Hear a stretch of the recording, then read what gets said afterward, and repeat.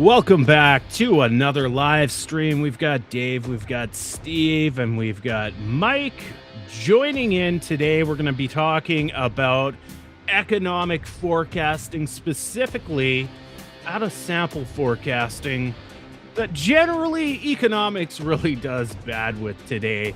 And we'll kind of go through, what that means, out of sample, in sample, cross-sectional out of sample, which is done a lot in economics. We'll go through different types of models.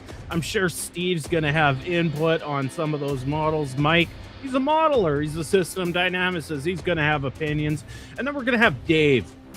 Dave has a unique opinion about models because he doesn't really use them. So that should be an interesting insight for sure. Stay tuned. I'll be right back.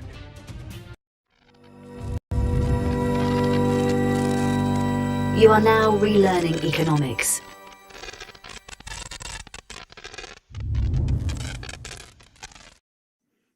Hope you're well. Hit that like button, hit the subscribe button, hit the notification bell so we're together forever. Comment in the chat if you got questions. You know the rules by now. Put a Q or put a question in front of your question so I know it's a question so we can get to your question and answer your question. Also, you can leave comments underneath the video in the chat. I'll try to respond to all of them. Since I'm not really famous yet on my YouTube channel, I have the ability to do that. So we're going to talk about economic forecasting today. I'm using that term loosely because if I think about DSGE models, that's just like predicting because I don't believe in the theory behind DSGE models, and we'll get into that. But we have to acknowledge that there is good out of sampling forecasting out of there, and one out of economics, and one of them is VAR models, so vector auto regression models.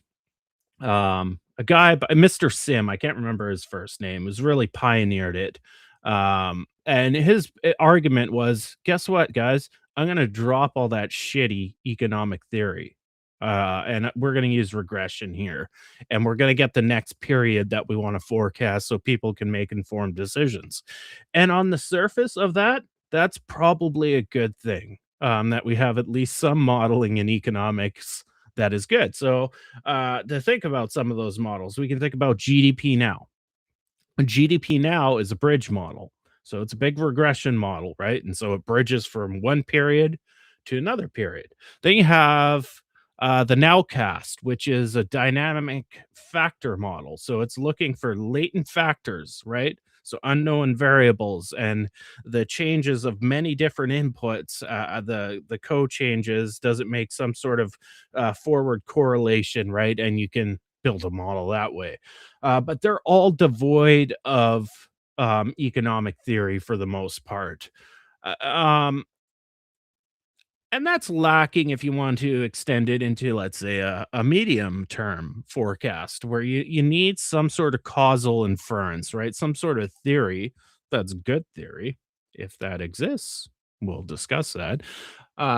Where you can forecast a little further into the future. So maybe you're sacrificing that precise regression type period to period forecast, but you're looking at a medium term or maybe even a long term forecast. So you can think of that in meteorology, right? So you have really good, is it going to be sunny tomorrow? And more often than not, the weatherman's right. It's going to be sunny tomorrow.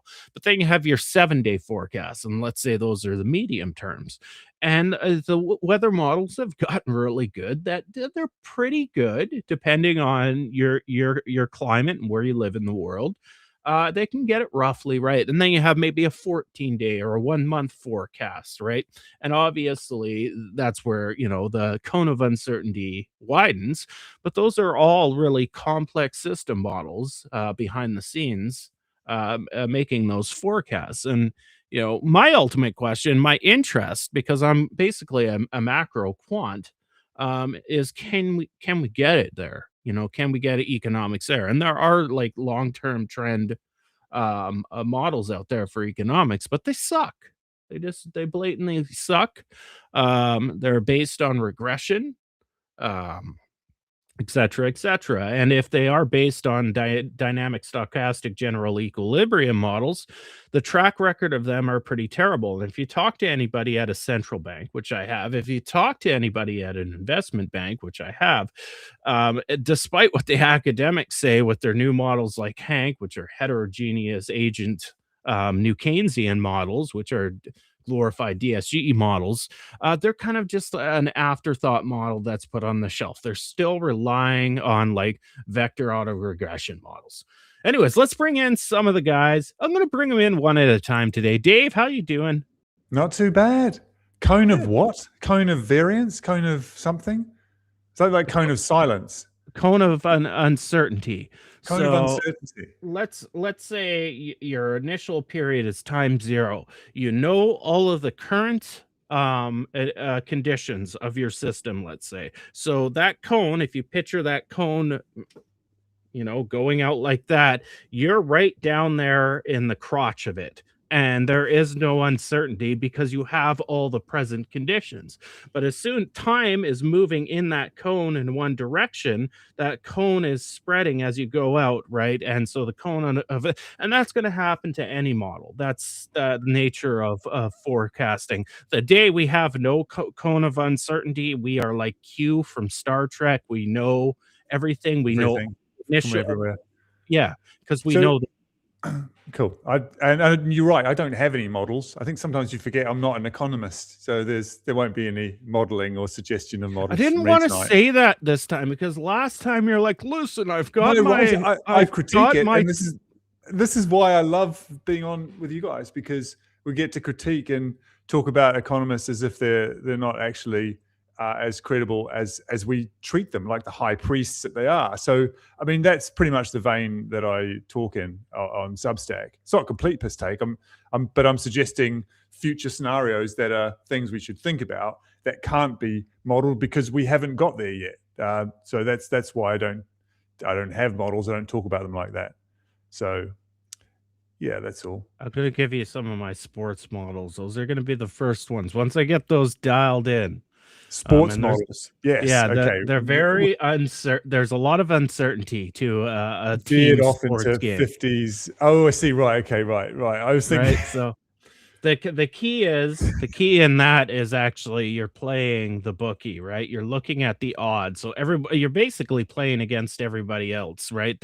They might have an idea that a team that shouldn't win is going to win and all the money's going there, and it's going to skew the odds in the book. And that's the edge you're looking for because you're assuming your model is going to estimate somewhat correctly, and that's your gap. That's where you fit in, right? You're going to have the sports almanac from Back to the Future, right? Yeah, that'll be my next. Awesome. I'm going to be a sports team economist.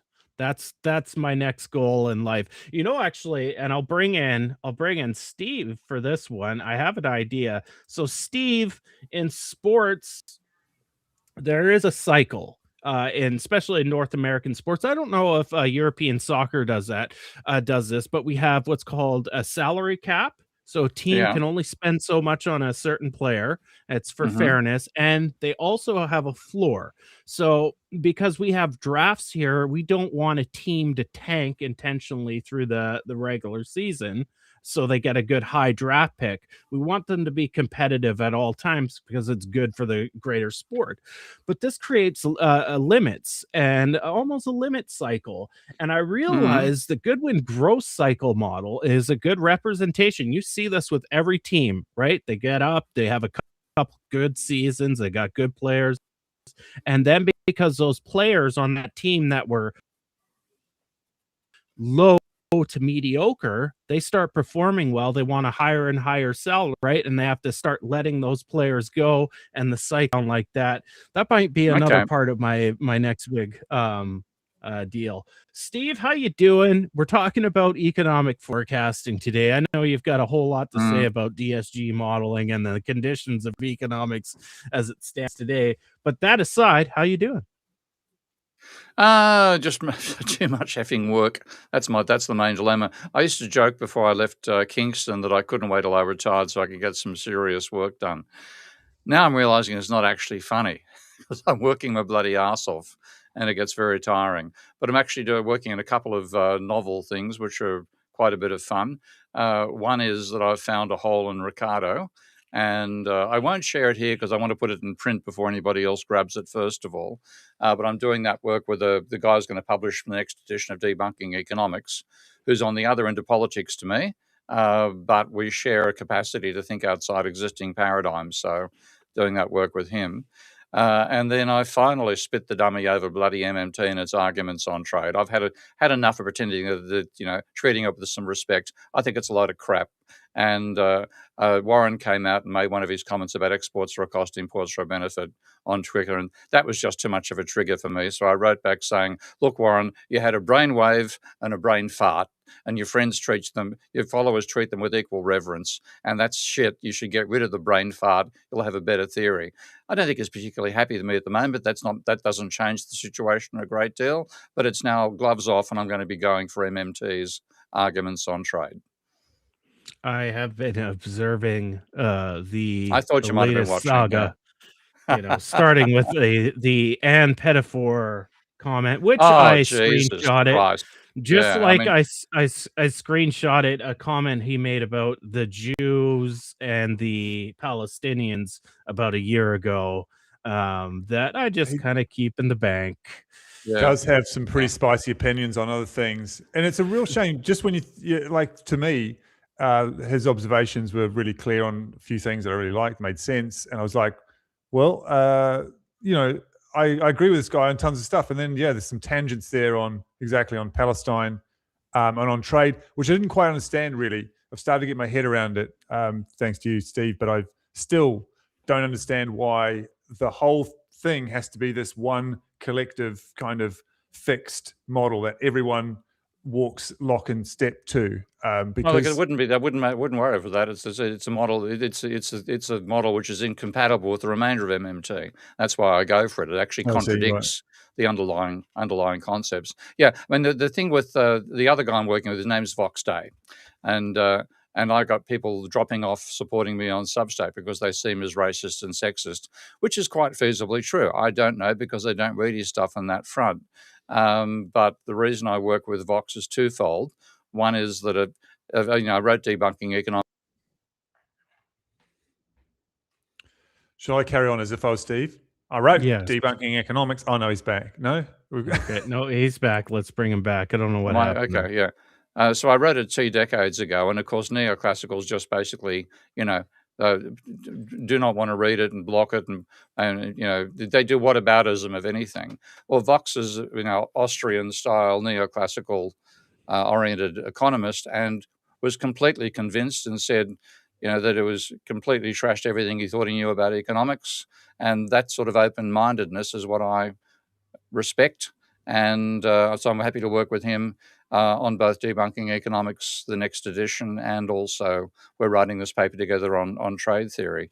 And to me, a lot of it comes down to how much the left ends up dividing itself and creating enemies and all that sort of jazz. As much as possible. It's just endless. Fuck it, just gives me the shits. So if I can find a reason to cooperate with somebody, I normally do.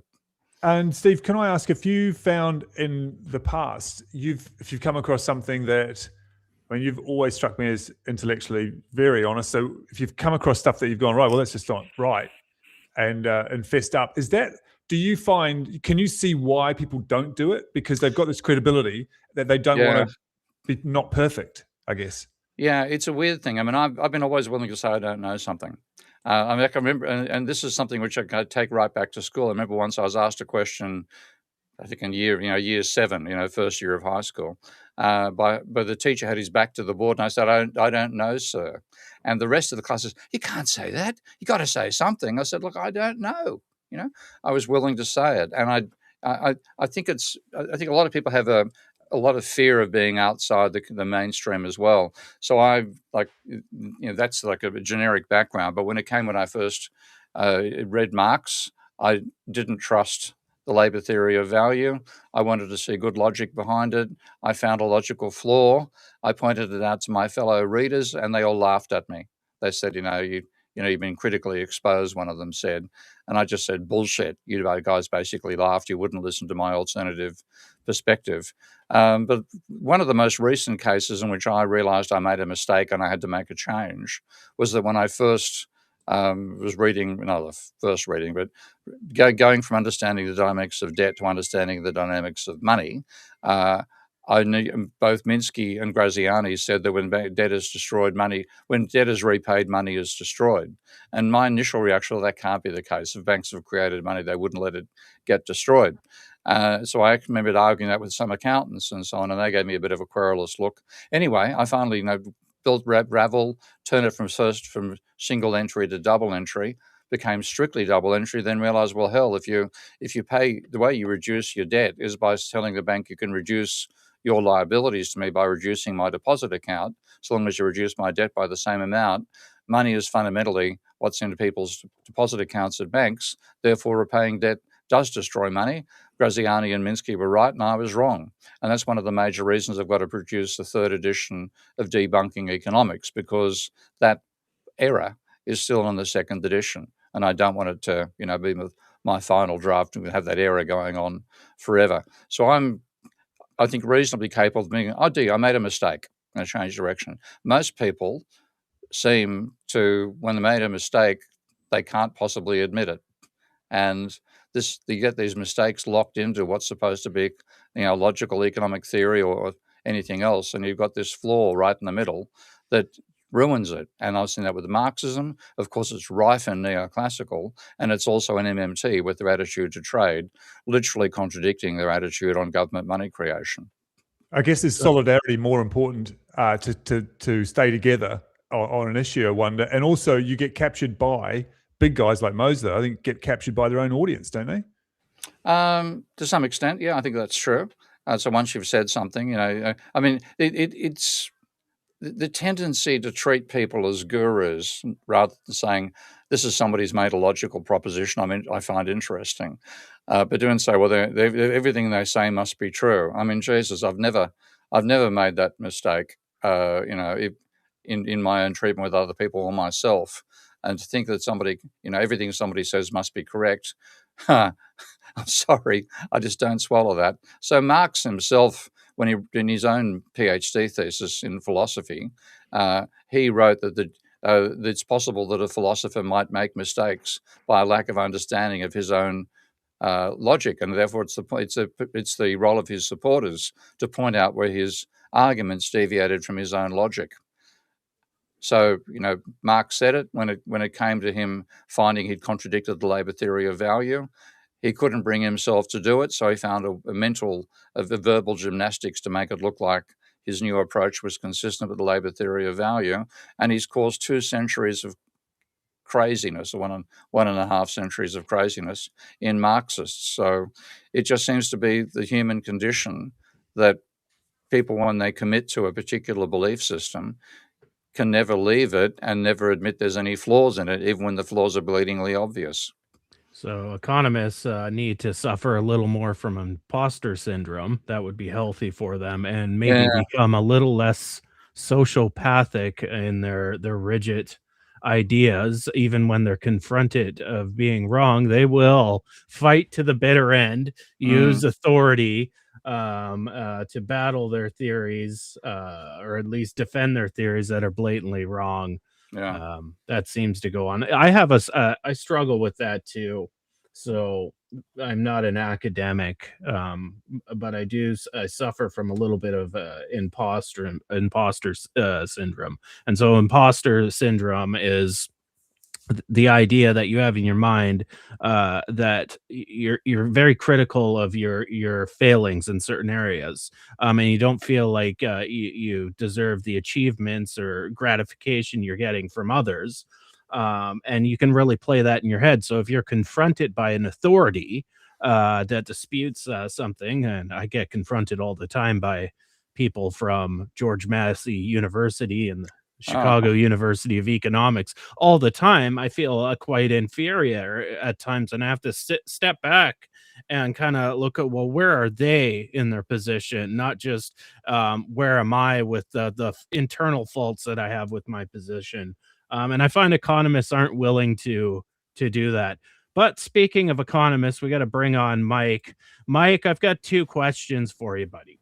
Okay. One, how you doing? Okay. I'm going to wrap. Hold on. Because then I'm going to just let you talk. How are you Freezing doing your is the butt off. first question.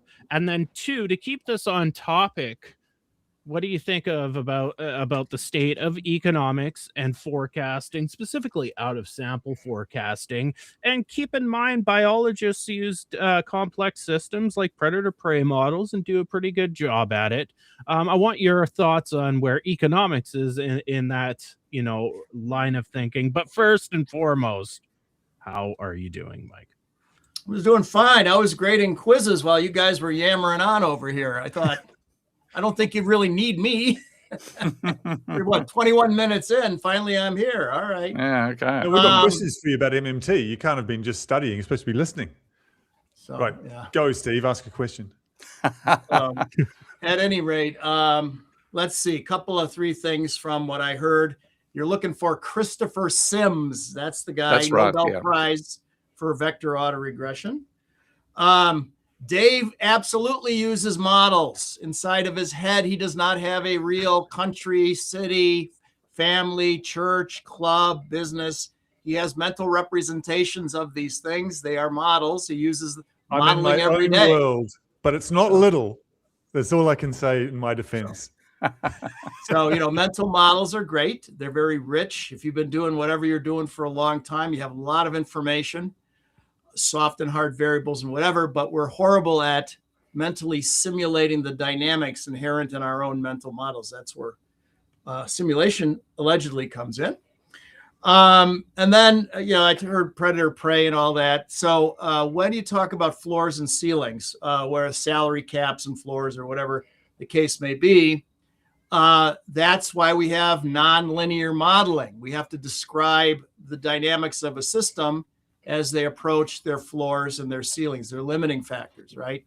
It can be discrete, on, off, up, down stuff. So if you have inventory and you have 1 widget left and it goes out the door, sales snap off, right? But in continuous time systems, usually a gradual change to a limit. You might be filling up a cup with water, right? And as you're hitting the limit, the capacity of the cup, it doesn't instantly snap off and you stop. If you could even do it, you'd fling water all over the place. You gradually slow down, right, as the level approaches the top of the cup. So that's why we have nonlinear modeling. So forecasting, okay, that's a whole thing. Certainly in economics and certainly in system dynamics, complex systems modeling. There's a couple of old adages. Why do economic forecasters exist? To make meteorologists look good. Another common sense one is if you could really do economic forecasting, why would you tell anyone? I mean, you could make a lot more money speculating in the financial markets and then sports betting and whatever, the Back to the Future reference and all that. So, and yet there's lots and lots of people doing economic and other forecasting. I think it's tough to forecast long-term. As Ty is mentioning, short-term, it's much easier to make forecasts. I don't know if you're familiar with Forrester's very famous Appendix K. I don't know if you're familiar or not. Okay, so Forrester's original Bible of system dynamics is a book called Industrial Dynamics, right? Mm-hmm. Came out in 1961. Yep. And the back of the book has appendices. The body of the book describes essentially the beer game, a retailer, wholesaler, distributor, and factory. So a supply chain. And the beer game is the modern, game of that. But the back of the book has appendices. There we have it, Steve. And the most famous appendix is probably Appendix K, where Jay talks about prediction in complex feedback systems. Steve, hold that book up again. I got you on full screen. There you go. There you go. Look at that beautiful book. A classic. The start of system dynamics right there, at least a published start for system dynamics. Yep. Yeah. So the original, but it's still a very good read. A lot of good stuff in there. But in Appendix K, Jay says, all right, everybody's trying to do forecasting. Let's talk about that. So he uses the model to run some synthetic data experiments. It goes something like this. Build a model. But it's got to be a complex feedback system model. You can't have a linear model. Make copy and paste it right next to it. So you have an exact copy of your model. So you got two models that are identical in the same file. Okay. And now designate the first one as the real world. It's not. It's a model, but we're going to pretend it's the real world. And we have a really, really good model of the real world. It's identical. That's a good model. Right. And we're going to use the model to predict the real world. Okay. Now, the only difference is, and these are stochastic, so there's noise in the model. What we're going to do is change the seed value of the noise for one of the variables. Meaning, if you want to every time you run a simulation model with noise, if you don't give it a seed model, the particular sequence of random variates will differ every time you press go. But if you want to have the same sequence of random variates each time, these are numbers from a probability distribution, then you give it a seed value, and it will so you can compare runs that way. So Forster says, well, just change the seed value slightly, give it a different starting point from same probability distribution. Now run them together, and you'll see with a complex feedback system, it will in the short run, but later on, it cannot predict, even though it's otherwise identical to the real world. Okay. So Jay's point is what Ty said earlier, that yes, in that synthetic data experiment in the near term, the model of the real world can predict accurately, but decisions made on the basis of those forecasts don't manifest themselves or show up until later when the forecast is inaccurate. I can predict the weather. Tomorrow it's going to be like today. But that doesn't help a farmer who needs to know next planting season, do I go with corn or rice or wheat or whatever the case may be, right? So he says, so spending one's time forecasting is not necessarily a good use of your time. It's more luck than anything else.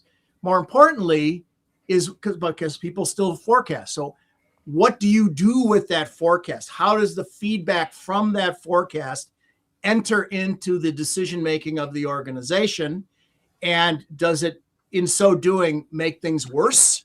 There's irrational exuberance or who knows whatever. And is there a way to direct the forecast elsewhere, use the information differently that will make the system behave better?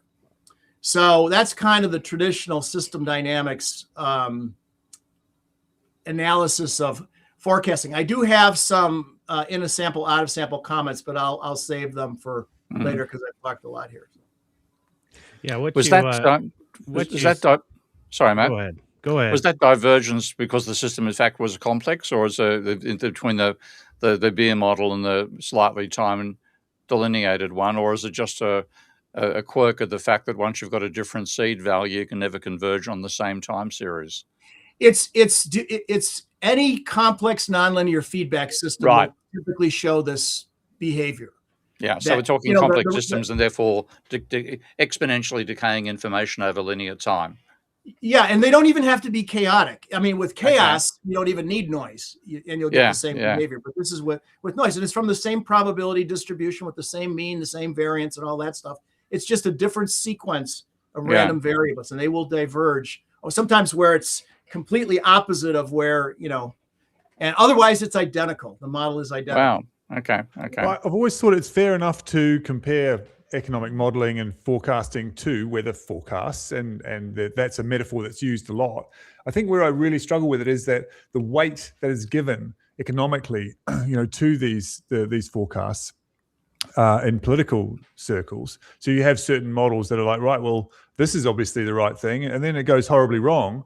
And it's not, it should be treated like, well, okay, we're going to use that. It's like air traffic control. If you say fly this plane in this direction and it goes into a mountain, the stakes are a lot higher there than just the weather forecast for, That's one reason I reckon economists get away with their crap, because they don't matter.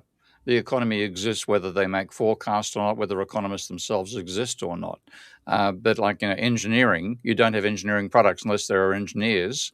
And if an engineer engineers a bad product, then their skins, they've got skin in the game. They'll lose their job. They'll be vilified if a bridge falls over. So, but Steve, no, those models are in the backs of heads of people that are in central banks. They are influential, even if they're not seen. I'm saying they're influential. They don't pay any consequences when they get it wrong. Yes. Yeah, that's the real thing. That's what I mean too. And it's also the fact that meteorologists and climate scientists regularly do comparisons of their models. They're testing the models all the time. Like if you ever look at things like Windy, have you ever looked at the website Windy?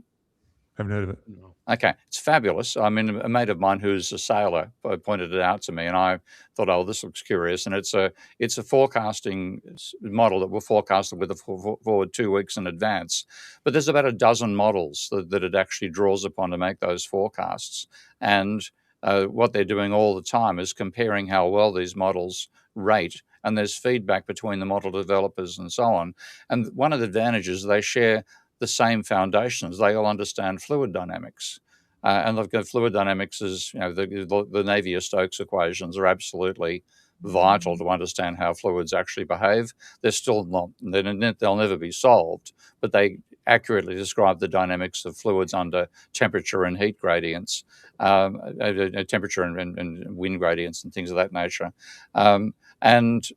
And so they've got that shared foundation, but they do test how well each of their various models fits that shared foundation. Neoclassical economists had shared foundations, which have got fuck all to do with the real economy. And they don't seem to do comparisons between each other. I haven't seen any ranking system. Mike, you might know better than I do on that front, but I haven't seen any ranking of DSG models. And they'll never invite you or me into the church to have our models ranked in comparison as well. So the feedback between empirical inaccuracies and then model revisions that occurs in weather forecasting does not appear in economics. Yeah, I think ensemble methods are quite common in machine learning. Yep. Where you'll have a half dozen or whatever models predicting something, and then they'll weight them according to how accurate they are, and it evolves over time. That's quite common. The meteorologists, of course, do that. Oddly, in New England, the European model seems to do the best. Yeah, I've seen that quite frequently in New England. Yeah, so that's quite common. But again, it's like, what are you trying to do with the model? If you just knew the future, always, it wasn't you always knew the future. That's one thing. But if that's not possible, and Ty was talking about the cone, not the cone of silence from Get Smart. Yeah. Good one, Dave. But the cone of uncertainty, right? As you go forward in time, as it grows greater, and you can always say, well, my prediction was in this ever-growing cone, so I was right. Yeah. Is that really a good use of your time, or is it better to say I'm building a model? First of all, let me, if I may, I'll tell you how I rank system dynamics modelers. Beginner, intermediate, and advanced, and really super advanced or expert. So a beginner can run somebody else's model. They're familiar with stocks and flows and Forrester and Keynes and ties and the names in the field, and they can open somebody else's model, kind of understand it and use it properly. And by the way, using a simulation to properly run simulation experiments in a scientific manner is not trivial. Like the average person doesn't do that, right? They go, they start fiddling and look at the pretty curves. They learn nothing, right? An intermediate level modeler can build a technically correct and original model, but it doesn't tell you anything new, right? There's usually like one behavior. And it's like, if I make this parameter bigger, it grows faster. If I make it smaller, it grows more slowly. Original, technically correct, but the model doesn't tell you anything. So cool that you did it, but really is it? It's a step in the learning process. The advanced is you can build an original, technically correct model, and it tells you something you don't know. Before you press the go button, you don't necessarily know what's going to happen if you've changed something. Been there, done that, yeah. And so that's the advance. And then the most expert is when you can go into a consulting engagement with people who are domain experts. These are not people who it's their third day on the job. They've been doing this 25 years, and they're high up in the organization. Could be public sector, private sector, and they're all going da, da, da, da, da, da, da. And there's power relationships going on when you got military officers in the room or other hierarchies. This person might not want to contradict this person because of the hierarchy, whatever. There's all that going on, and you got to listen to that, ask the right questions, and decipher what they're telling you and turn it into a model. That's very hard to do. That's the highest levels. So I think, what are we trying to do with our models? Are we trying to predict the future with the cone of uncertainty, or are we trying to be able to say things like, well, what are the circumstances under which the following will happen? Or if you go ahead and do that, here's what's likely to happen, make the system better or worse. And you got to define what better or worse is. Or how can we redesign our airplane so that it flies better? And we got to define better. That's a very different set of uses. Final point, if somebody's going to pay you a boatload of money to make forecasts, well, then by all means, have at it. So Mike brings up, and this is what I brought up too, the cone of uncertainty. So in my project, I don't know if Mike was in the pre-show to hear this. I do have plans to address that. I don't mind a cone of uncertainty, but I'd like everybody to picture that cone of uncertainty, much like you looked at Florida during hurricane season, and you have the multiple international models that show the trajectories of where the hurricane pass could be, and that creates the cone of uncertainty itself. It's not just a probability equation, and you create a cone around a centralized line. So my vision is once I have to build the script, it's all in Python. It's going to take a ton of work. But it would a small variance in the some of the parameters that would cause shifts. My language model, my deterministic language model, will describe, this estimate obviously is an estimate. So here's an estimate of such and such parameter, what the theory is behind it, why it's varied from this estimate, and it would show different paths, almost like the model was a couple separate models, and it would show that deviation that you start seeing in the model as you go forward in time. My other expectation of a model, any model, is that in the beginning, that cone of uncertainty should be rather small. It should be rather small if it's a decent model, or why are you modeling? And it obviously, with any model, doesn't matter what kind of model is, that cone of uncertainty is going to grow.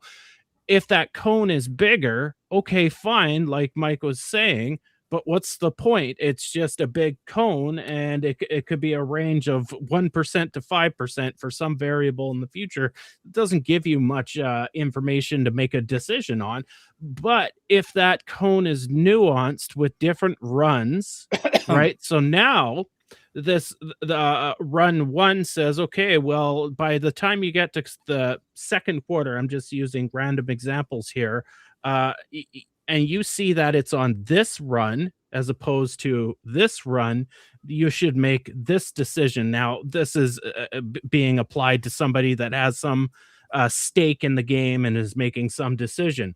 An example would be right now, like if we talk about economics, central bank monetary policy. So if you look at things like the CME, it's a website that's basically a betting website, but it's used by, the financial industry of where the Fed funds rate is going to be over from now into the next 3 years, which I use as data in my model. Right, they're taking that, they're making those bets on models that already exist, right?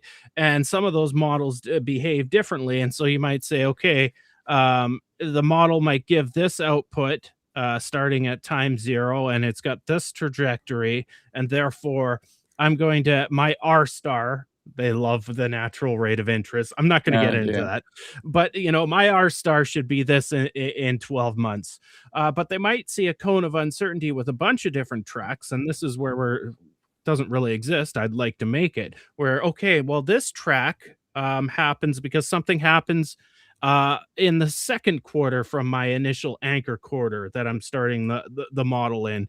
And that's giving me a piece of information, right? So there is a way to utilize that cone of uncertainty if you're looking at different tracks of where the model could go and why those tracks changed along the way. So there's information there. And that's something I want to achieve, like with the cone of uncertainties. It's not a cone around a line, and there you go. Yeah, I'm definitely going to be wrong in the future, just like everybody else. But why is it deviating in the future? And what is the good estimated deviation path for that? And of course, if you stack all those together, now that cone, you got the cone around it and a bunch of different paths. And why do those paths change over time, right? And that can give you more information to make a judgment. Remember, a model, you cannot make your decision just based on a model.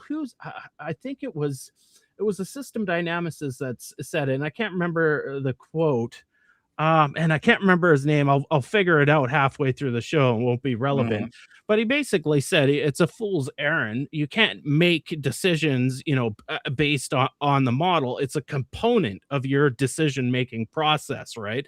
So if you have some variations in that cone of uncertainty, it gives you a different set of tools to say, okay, I should make this decision because the variation is going this way, right? And I'm still working out how that works, how I put it in my deterministic language model to articulate, okay, this is a different path and it indicates such and such, right? And that's the kind of cone of uncertainty I'm thinking about. And I for the layman that just heard me yap a lot of words, just think of that hurricane forecast and the different tracks and that type of cone of uncertainty. So let me give you an example from my work, not recently, but in the past. So we did a model some like 25 years ago now, but we were looking at zero emission vehicles versus internal combustion engine vehicles, and how, under what circumstances would the ZEV market wipe out the ICE market and everybody's driving an electric car,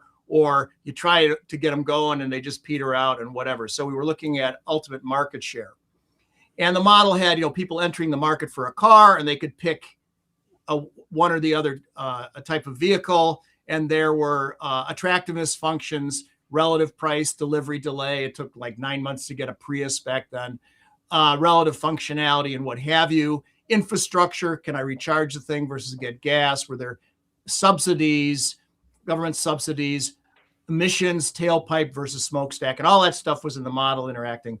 And we found under certain circumstances, the ZEVs would barely take off 1% of the market. Under other circumstances, it would wipe out and there would be no ICEs on the road after about 15 years. And every other possibility in between, it went down a particular path. So when we ran Monte Carlo experiments, is what you're describing, we'd run the model or ask the computer to run the model 100,000 times. And it would vary the parameters we were uncertain about, right? You're making best guesstimates as the parameters and different combinations.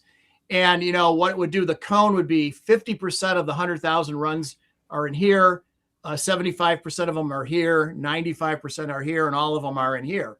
And so it would be nice if, 50% were here, 75 here, 95 here, and the ZEV market share was between 40 and 70 or something like that. Knowing that after 100,000 where it's varying everything, that's a pretty good. Now, if it was anything's possible from nothing to everything, that doesn't really tell you much, right? So it's not just that the cone gets bigger, but where is it reined in? What is that? And a narrow corridor, even though it's expanding, is way more useful than, hey, my model says anything's possible. Like, well, duh, I knew that. Now, Ty, I want to ask you to follow up on this if you don't mind. Frank Perrett just put in a comment. He was talking about your interest rate modeling, and I think this is fair, especially in the largely man-made world of economics. Interest rates aren't the Gulf Stream. Then they are part of a system, but of course they're man-made. So what about you'd be trying to model what people are going to do in terms of political decisions, which isn't the same, is it, as modeling, weather systems?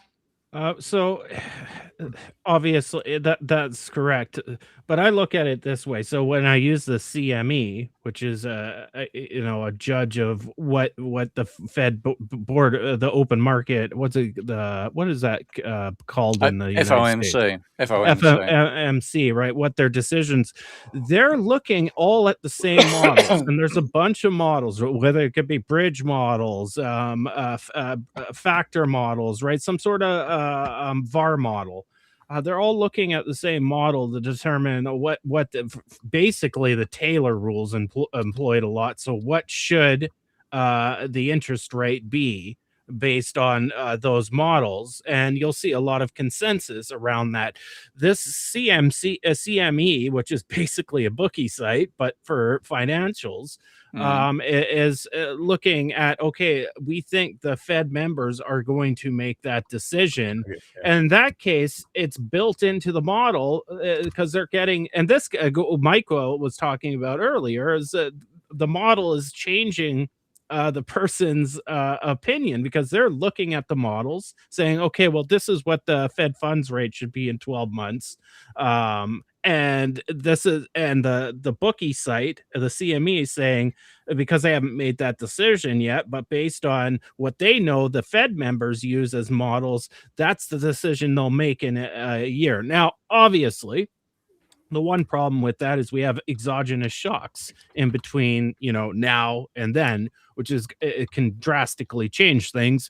We can look at the last major exogenous shock. It was the Trump election and the threat of tariffs, right? And the front loading of imports in the United States, right? That wasn't built into any model. You couldn't have an endogenous model produce that. You could shock an endogenous model.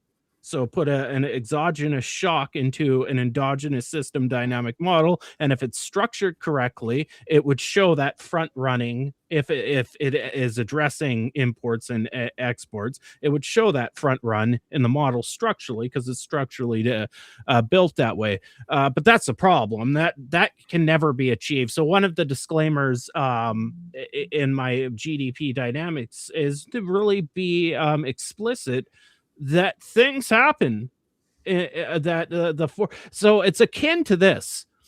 We have weather forecasts that are endogenous. They're complex systems, right? And they forecast. If a meteor were to cross into the atmosphere on a specific day, that is an exogenous shock. The weather would change. If it's big enough, it will definitely fucking change the weather, right? That's an exogenous shock. And you wouldn't blame a meteorologist for that asteroid hitting the planet and their forecast being wrong for the next day. It's the shit happens to economy, stupid. That's, So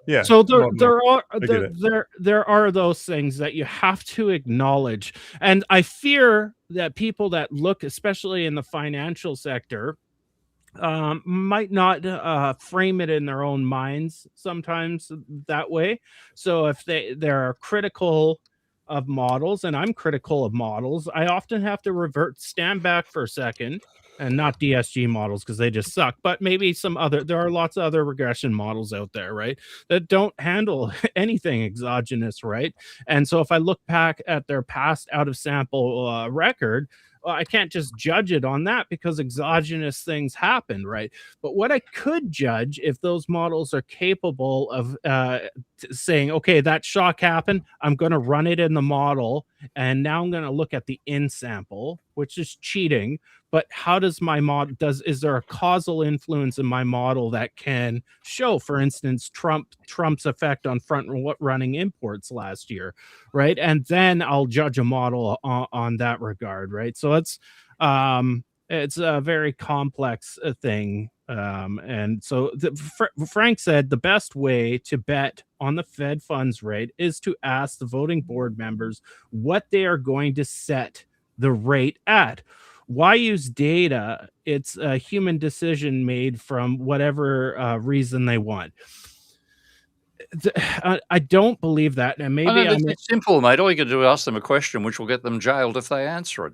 I don't believe they do the dot plot. They do the dot plot. But here's the thing. I don't think they're just making willy-nilly decisions. They're using a set of Fred models and data that's available to them, and then making an informed decision that they believe or in, uninformed decision. Then why not replace them with an algorithm? I mean, so for instance, the CME understands the models that they're looking at, and that's how they're making those bets. What the feds will do is they know the models that the Fed members are looking at, right? And so Frank is right, and this is something that Mike always says economists should do: go on the fucking factory floor and ask the questions of what's going on, right? Sometimes theory will take you so far, but you've got to be on the ground and know what's going on. So I agree with Frank there. Ask them, right? And they do, like you guys were saying, they have the dot plot, right? So anybody that's unfamiliar with that, you'll see all the Fed members, and it'll have a plot with dots with each Fed member's rating of where rates will be in the next decision period each month in the United States. So anyways, Dave, I know I rambled on there, but it is what it is. If you got questions, I see them. I've been bookmarking, put them in there. Make sure you hit the notification bell, because I want to be with you until I die. And I could die in a month. Maybe I have a unknown cancer, God forbid. And I have very little left for time. And I could be dead. First, Ty wants to be with you forever. Yeah, Is that a promise or a threat? So let me make a comment. So in the world of forecasting, okay, one of the big problems is overfitting, or a degree of freedom problem, right? So if you have a large scale model of any sort, it could be a neural net model, it doesn't have to be a system dynamics model, and you have many parameters that you can ask the algorithms to tweak, a lot of dials to turn, you can fit the model, the synthetic data, to actual data really well, but it won't forecast to save your life. And the reason is it doesn't just fit to the trend of the model, but it also fits to the noise. And so unless the noise, the randomness, is identical in the future, it won't predict. So something that looks visually like it doesn't fit as well can usually predict way more accurately than something where you can't distinguish the two curves, the real and the model, because it's so tightly fit. So that's a big problem. There's techniques from data science to begin to handle that. But the other big question, if you're trying to forecast, again, it doesn't matter what you're using, a neural net, a support vector machine, a system dynamics model, whatever, it doesn't matter, is something called walk forward analysis. So think of, if you're trying to predict the stock market or the value of Tesla or something, doesn't matter, Alphabet, whatever, it doesn't matter, pick something. If you tune your model, meaning if you fit and you're cognizant of overfitting, so you're not going to do that, but you fit it to a bull market, it's biased towards a bull market. It's biased towards going long the market, right? And so if you then go into a period of the market's correcting, it's not going to do a very good job, right? And similarly, if it was a bear market or whatever, a downturn, a correction, and you fit the model properly, it's not going to do very well. So walk forward analysis says, hey, I need to know for how long is my model's prediction good for, okay, before it starts to degrade, okay? And you typically don't know. Is it good for 1 quarter, a week, 6 months, whatever, right?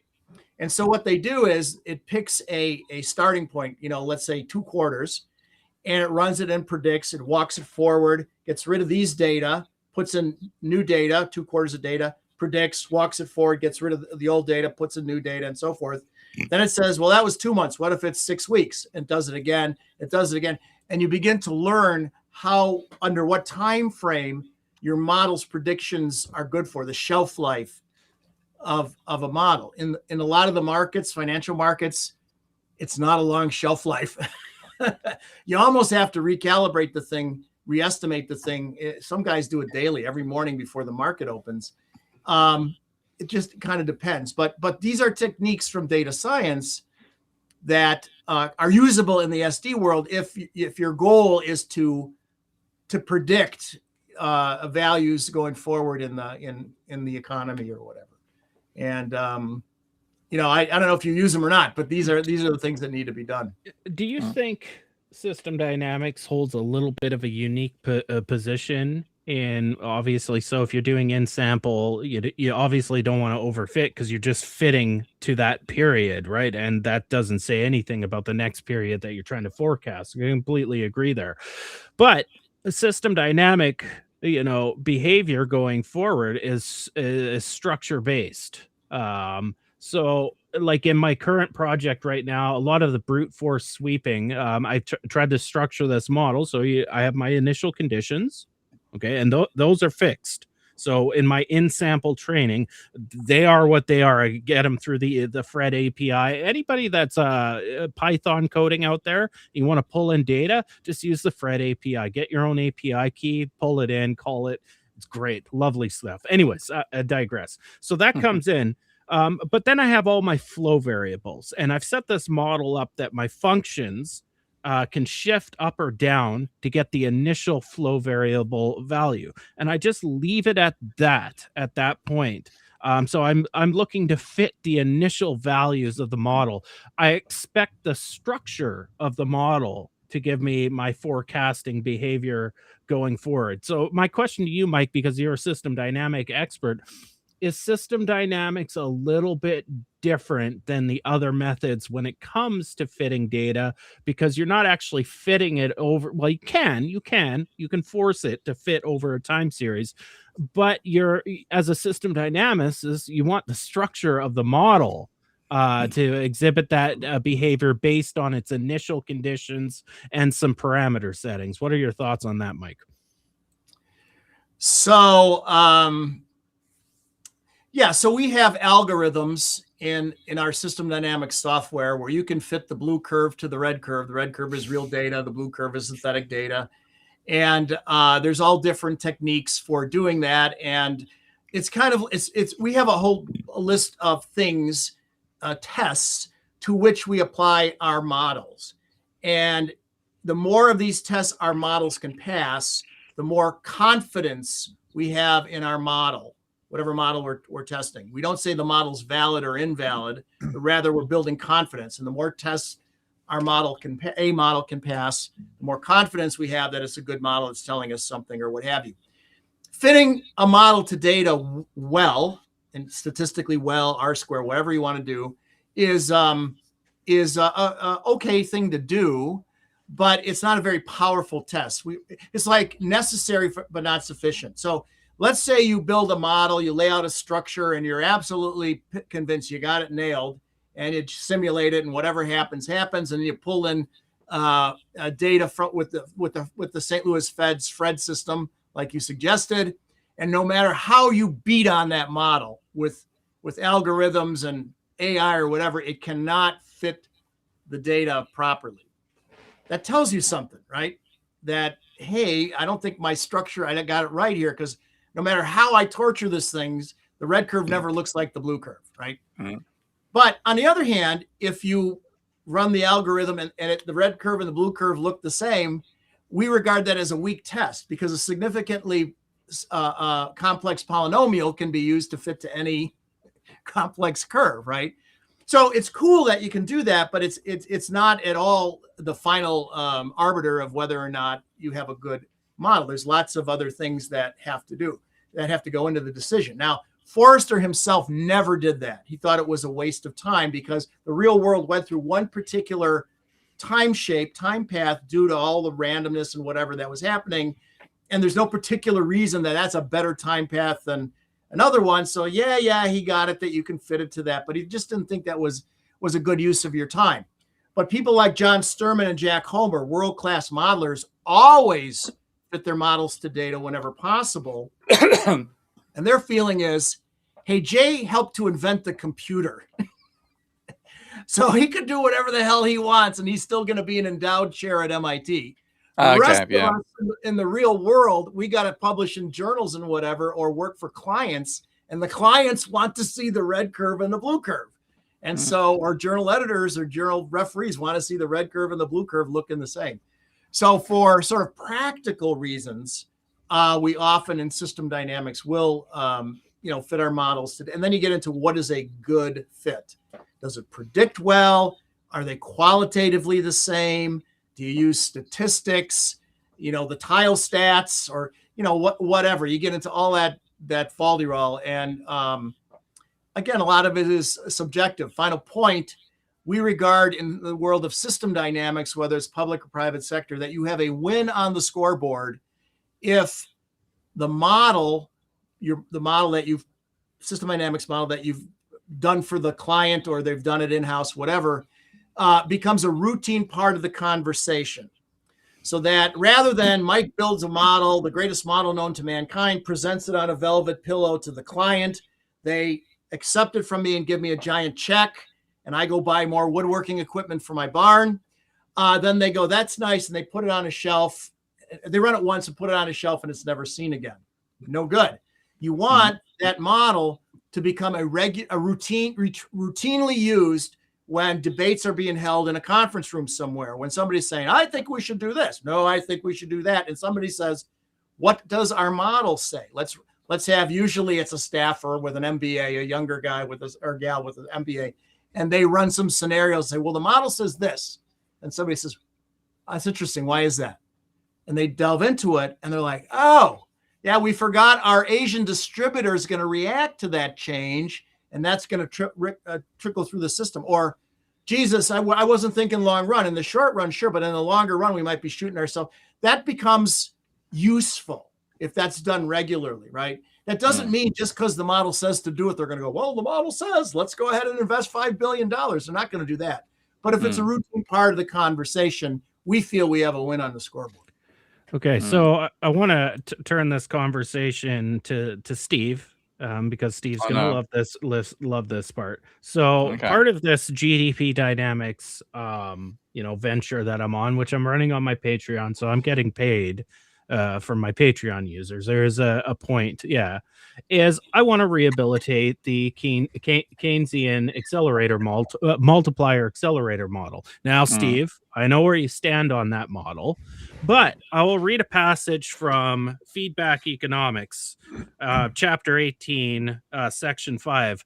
I hesitate to write this section because I wish to bury not merely the invalid multiplier accelerator model itself, but also the practice of using difference equations to model the economy when continuous time system dynamic methods are so much more suitable. So, Steve, you've kind of pointed me there in that line that whether you like that model or not, if there is a way to rehabilitate it, it is to go from a discrete time version to a system dynamic time version, and obviously some other structural changes. So, Steve, I want you to talk about the accelerator model. It's Keynesian. I want you to talk about why you dislike it and where you think it could be rehabilitated to a point where, you know what, it's just as good as a DSGE model, it just doesn't have micro foundation. That's a low standard, but nonetheless.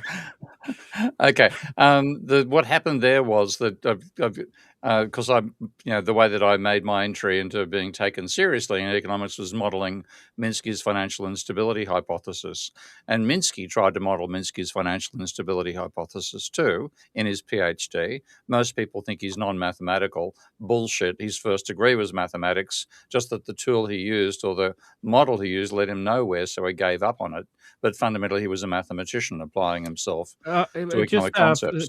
Was he using the ISLM model or no? He was using model. He was using Hicks-Hansen-Samuelson, the multiplier accelerator model. Okay, now that model was developed by Hansen and by Samuelson and by Hicks all independently, and what it had an equation for savings and an equation for investment, and then it equated the two, and then that generated a cyclical model. And that was I was taught that in my master's program. It was actually I learned it at high school because I don't know, this gives an idea of how much high schools have been dumbed down over time. But one of the texts I had for my high school was Hicks's book, The Trade Cycle. So I read that when I was 16. And that model took an equation for savings, an equation for investment, and then on the So allegedly Keynesian idea that savings is identical to investment equated the two and derived an equation for GDP out of that. So that was what everybody was using. Minsky used it because that was the milieu at the time, and it's still taught. And I was doing mathematics again because I kept on wanting to do my PhD, and I had too much bloody teaching workload, so I kept on forgetting the mathematics, so I thought I'll relearn the mathematics. And in 1987 at New South Uni, the department was teaching the methods that enable you to solve nonlinear systems fundamentally on a computer, and that was basically converting models from difference equations to matrices. That's a very simple conversion in mathematics. And then matrices, of course, computers handle them very well. And one condition of the conversion into a matrix was that the matrix had to be what's called singular. It can't have a solution. You can't invert the matrix. So I knew that, and I took the multiplier accelerator model, and I found it had an inverse. Now, for people who don't know this area, when you build like you have y equals 3 times x, okay? Well, you then have y divided by x equals 3, and if you get a value for x, then you can say what y is. That's algebraic mathematics. You actually want to have a solution. You want to be able to divide one side of an equation by the other.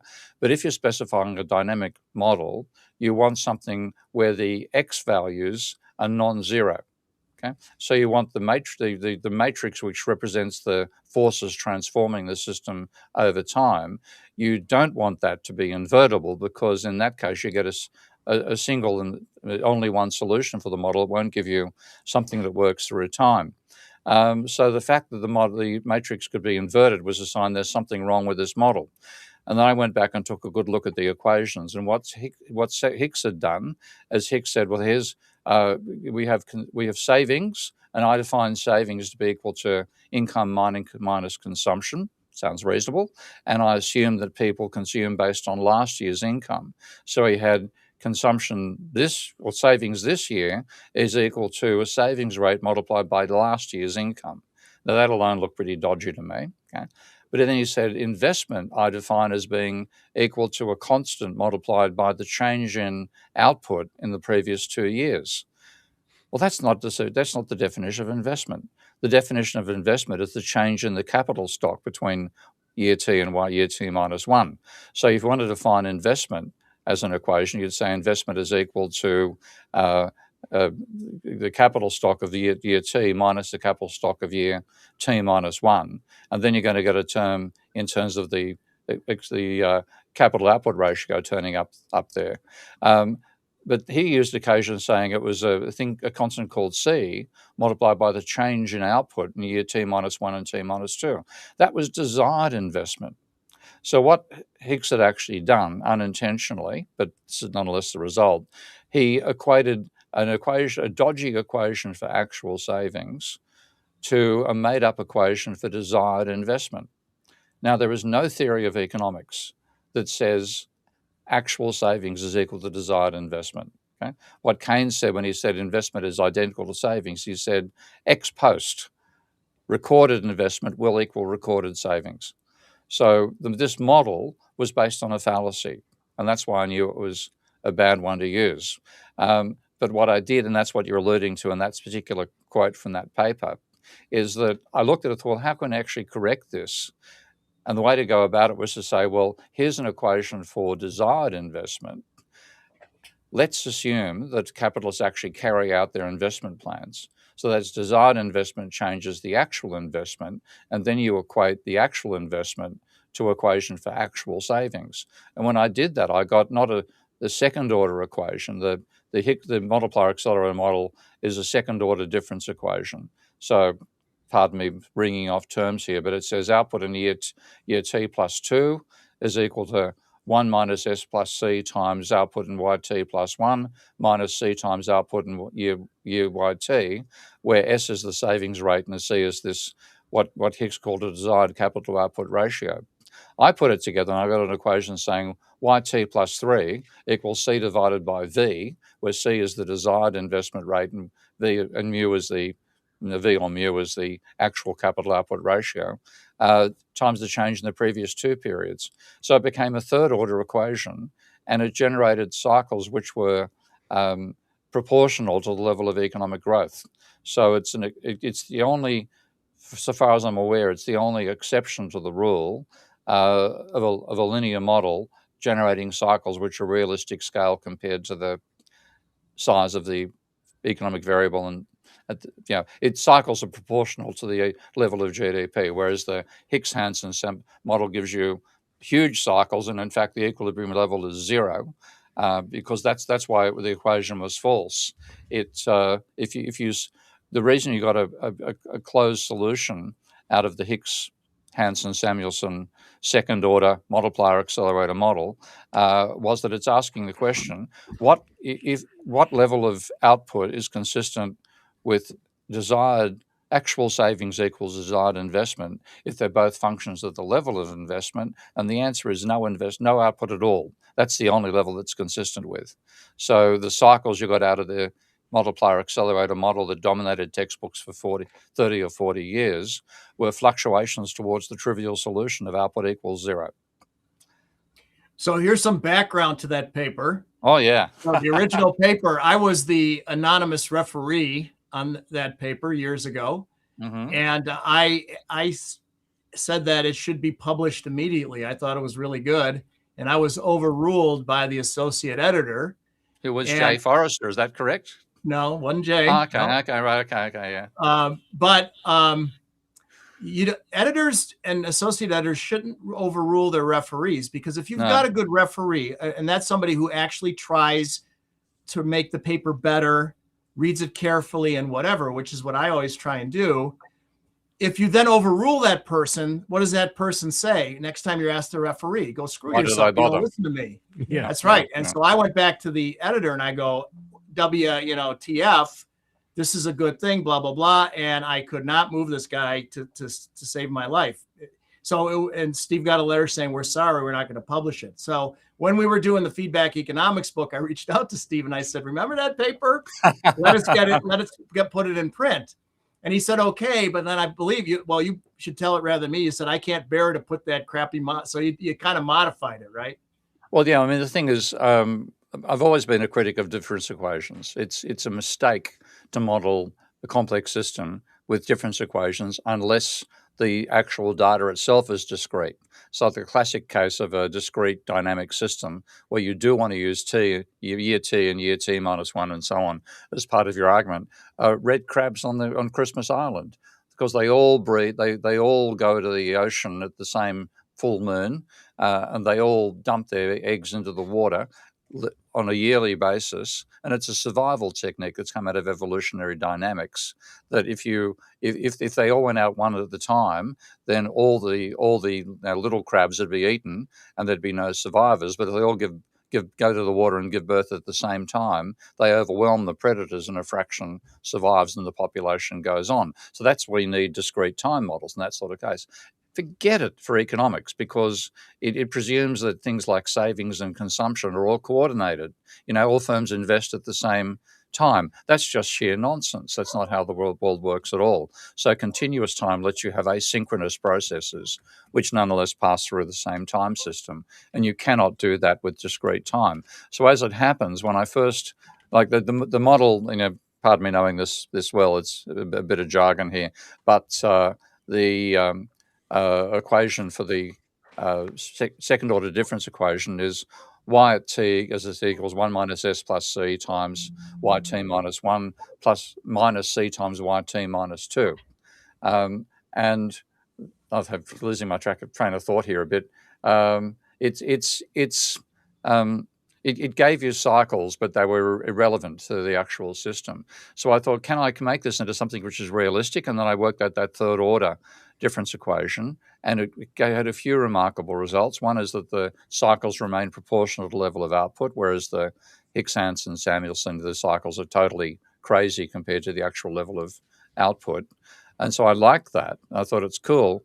But the last thing I wanted is have people quoting Keynes' difference equation at me.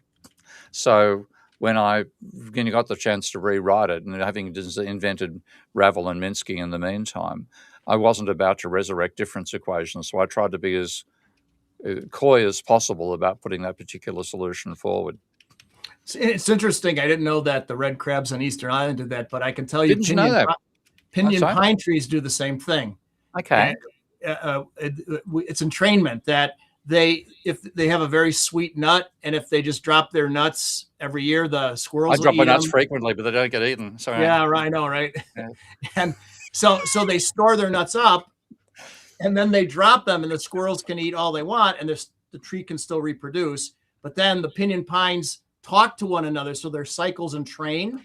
Okay. And they all drop their nuts at the same time. So apparently the crabs it's like fireflies too. They come out and their oscillations are not synchronized at the end of the night when they go to sleep. They're all synchronized. Or pendulum clocks at the beginning of the day, and then they're synchronized. They're entrained. So it's interesting. Yeah. So Dave, I kind of want your expert opinion on the Keynesian accelerator model, specifically around. Here we go. Where's my chair? Just to defend myself. Specifically around the area of the accelerator influencing investment. What's your opinion on that? Is it just sheerly, a relationship to after-tax income, or whatever. When something else? Dave, go ahead. So the thing that I find fascinating with this as a non-economist looking in is the fact that we don't get to see or talk about the things that, like, we talk about models, of course, about the way the world is now, and that's what we're trying to model. That's what you guys are trying to model and explain. But economics lives in a political world in which narratives shape a lot of what goes on. And so what you get is a lot of things that come out of economics that are actually not just man-made. So we are man-made. So we should be talking about the fact that we get to invent, to a degree, a lot of the stuff that we then model. So I find what I struggle with is that we're only talking about modeling what exists, and rather than saying, well, actually, you know what, we do need to talk about if we modeled it, if we didn't just model it this way, we actually did things this way, it would be better. I guess that's why MMT is in its own way quite remarkable, because it has changed some of the conversations so that we model new things. It doesn't answer your question, Ty, but I knew you were taking the piss out of me, so I didn't bother. But you know what I mean? That's what I hear as an outsider looking in. I'm almost screaming like, but can we talk about the things that we ought to change because they're man-made, and then model that interestingly? But there's a problem with economics, and economics is obsessed with saying how the system should be. So neoclassicals believe it should be in equilibrium, and it should be free competition, and there should be no government regulations. Austrians believe there should be no government at all, virtually. Marxists believe capitalism should give away to socialism. Everybody's got their pejorative didactic ideas about what they think the system should be, and they're stronger on that than what the system actually is to begin with. So, and like Marx is saying, getting common talking points at least, actually understanding the bloody system in the first place. So Marx at one stage says the philosophers have past interpreted the world. The function hitherto is to improve it, change the world. Bullshit. If you don't understand the world, you can't change it. So my attitude is economics is so far from actually understanding how capitalism functions that our first objective should be to describe the damn thing properly, rather than finding say, here's my preferred alternative to what the system currently is that I don't understand to begin with. So that's one reason why I tend to stand back from making policy recommendations. I certainly do. I think I've recommended things like a modern debt jubilee, and I want to see governments running deficits, of course, et cetera, to create fiat money. But I tend to stay away from saying this is my preferred social system, because I've seen what Marxists did to give us the Soviet Union in the first instance, what the monetarists have done to give us the fucked up situation of neoliberalism. So let's just get the description right first of all, and we're miles from that. Fair enough. That's a good rejoinder. So I'm going to bounce, guys. I've got a head, but that was good. Thank you for clearing that up. I really enjoyed that. So I'll hopefully see you guys next week.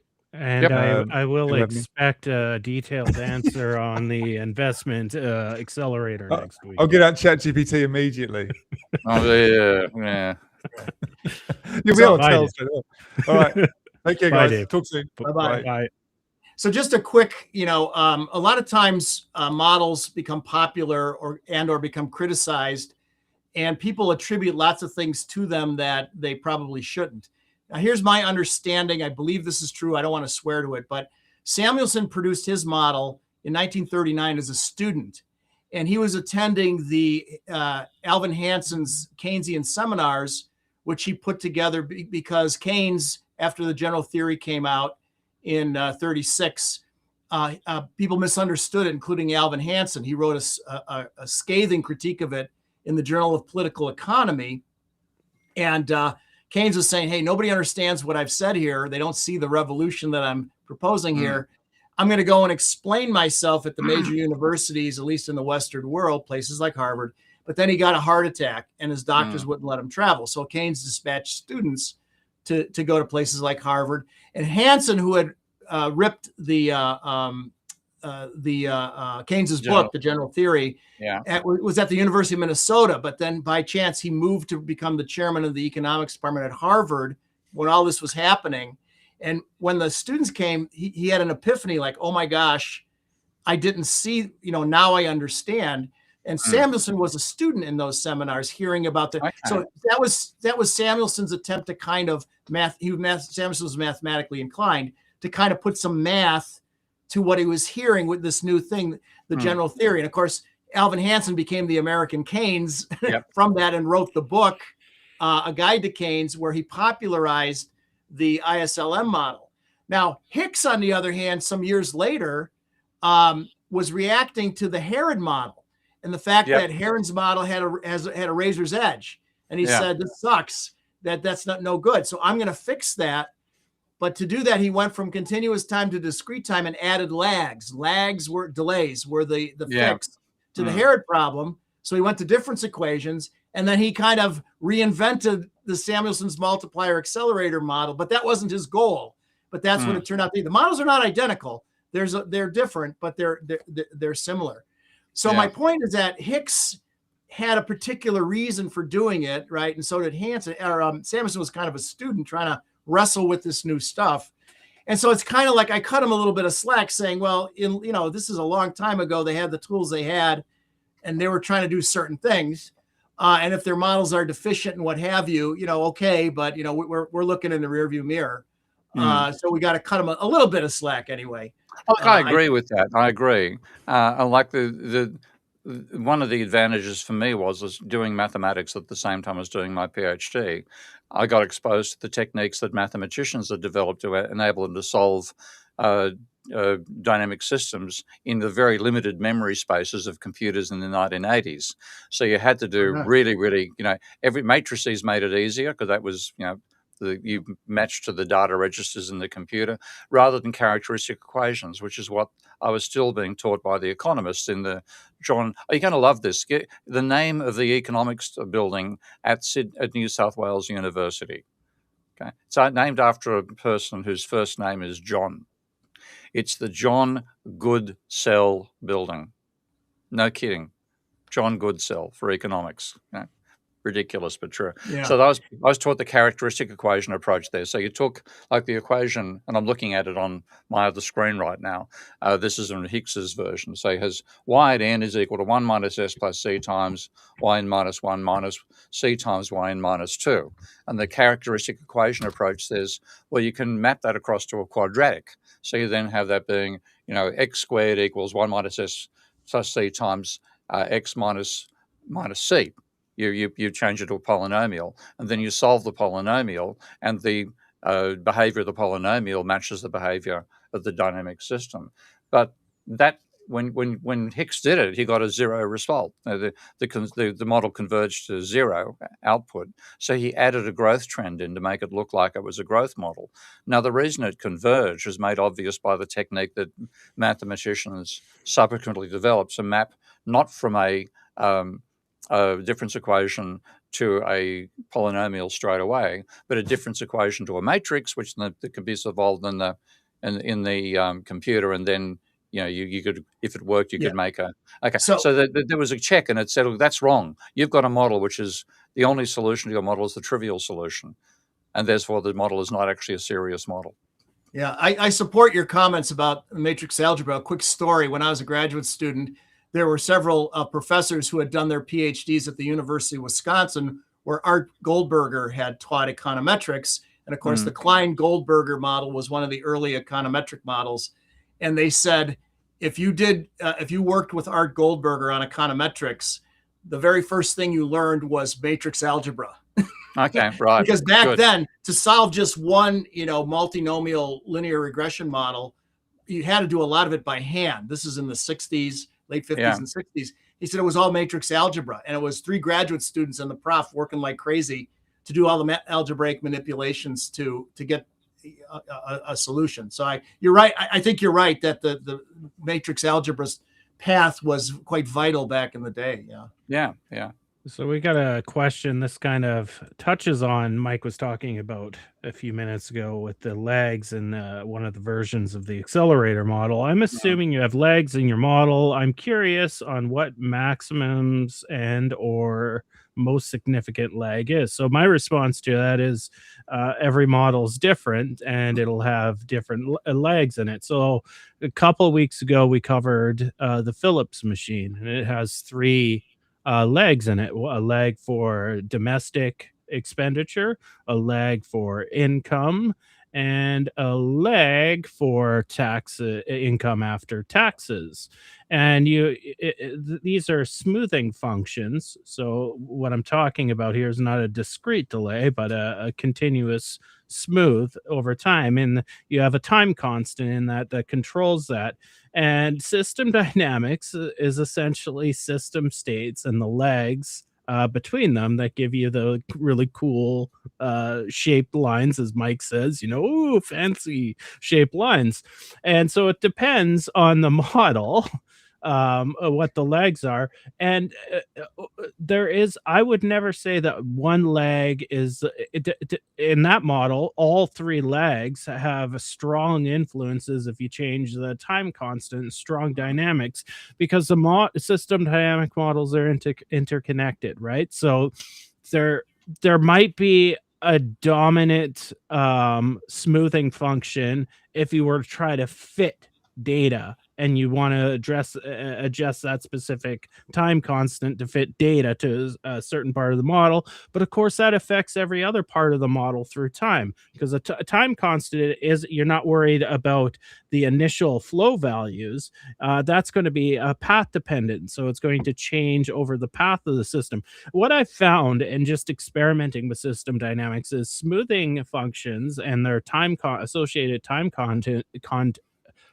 constants are really good for targeting the last point in what your forecast range is, or your in sample range is, so you can find the endpoint and target it. However, because that's a smooth integration curve in between, you can't fit that. You'll need other parameters to kind of fit it.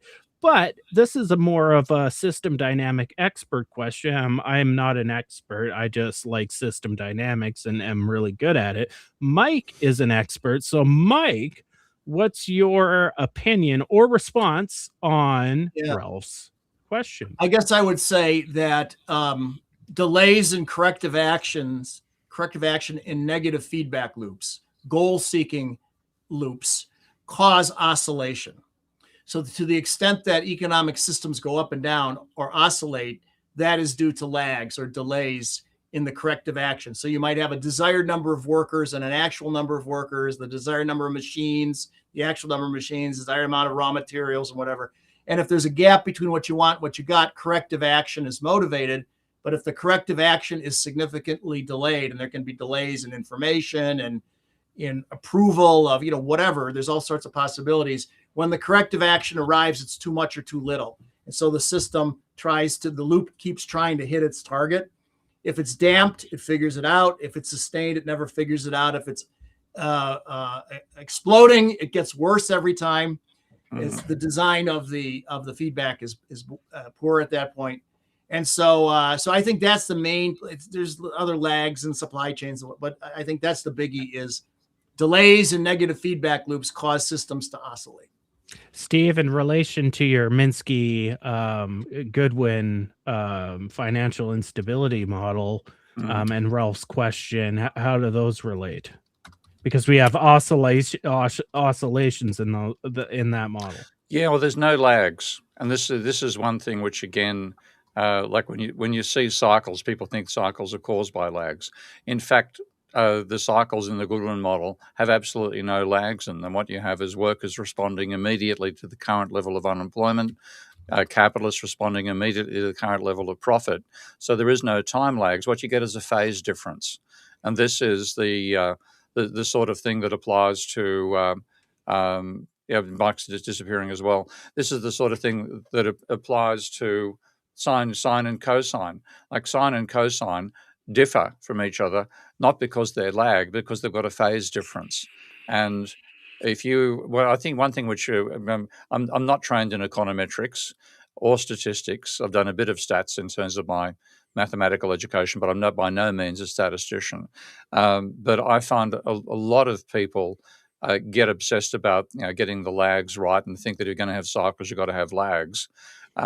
In fact, the cycles come out of the systems being out of phase, but related to each other. Now, if you try to use the technique in econometrics known as first difference, second difference, third difference, trying to get where they're co-integrated with each other, if you try to co-integrate sine and cosine, you'll never do it. And so your conclusion would be they're not related to each other. But if they are, they're precisely mathematically related to each other. They're just out of phase. So I remember going to a seminar once with Mark Lavoie and Mark Sekaricha, two more ABCs, another bloody Canadian, good people. But they're not as trained in mathematics as I am or you are, frankly, Chai. And they were showing me their attempt to fit Minsky's model and said that they got Minsky's model predicting stability because when they did the co-integration, they found they didn't get a crisis. And I said, look, I'm going to set it up so the model's co-integrated, and I show you don't get a crisis. Okay? But if you don't force that outcome, the crisis comes out of them being out of phase. And you're going to think that out of phase means they're not related to each other, but it's a mathematically tight system. They are definitely functions of each other.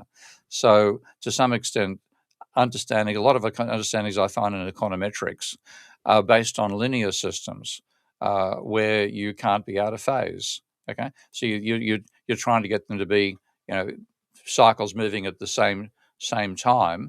Get them, co-integrated. That's very much a linear way of thinking. It's not the real world. Next question here from Colin. I guess this one's for me. Last live event, you had power issues. Today, PM Carney is doubling the size of Canada's electric grid. Does Ty have a political connections to the Canadian government not mentioned?